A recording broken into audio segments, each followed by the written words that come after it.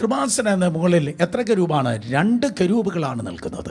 അത് പ്രതീകാത്മകമായ ഭയങ്കര ഒരു സിമ്പലാണ്. ചിറക് വിടർത്തി 2 കരൂപുകൾ, അതിൻ്റെ ചിറക് ഇങ്ങോട്ടും ഇതിൻ്റെ ചിറക് അങ്ങോട്ടും, 2 ചിറകുകളുടെ മധ്യത്തിൽ മഹത്വം ഇറങ്ങി നിൽക്കുകയാണ്. വായ്, കാരണം കരൂപാണോ ഗ്ലോറിയെ പ്രൊട്ടക്റ്റ് ചെയ്യുന്നവനാണ്.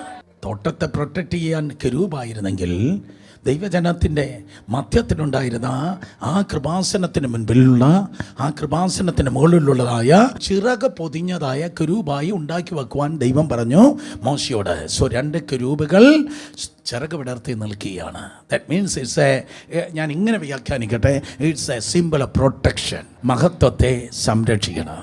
മഹത്വത്തെ നിങ്ങൾ ഞാനും സംരക്ഷിക്കണം. പ്രമാണം പോയാലും കുഴപ്പമില്ല, ഡോക്യുമെൻ്റ് പോയാൽ കുഴപ്പമില്ല, പാസ്ബുക്ക് പോയാൽ കുഴപ്പമില്ല, ബാക്കിയൊക്കെ നമുക്കുണ്ടാക്കാം. പക്ഷെ മഹത്വം പോയാൽ എല്ലാം പോയി.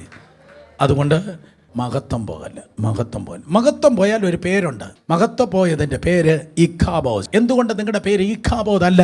നിങ്ങളോട് കൂടെ ഇമ്മാനുവേൽ ഉള്ളത് കൊണ്ട് നിങ്ങളുടെ പേര് ഒരിക്കലും ഇഖാബോദ് ആകത്തില്ല. ഇമ്മാനുവേൽ ഉണ്ടെങ്കിൽ അവൻ ഒരിക്കലും വെറും കൈയോടെ വരത്തില്ല. ഇമ്മാനുവേൽ ഉള്ളവൻ, ഇമ്മാനുവേൽ ജീവിതത്തിലുള്ളവന് ദൈവത്തിൻ്റെ മഹത്വം ഉണ്ടായിരിക്കും.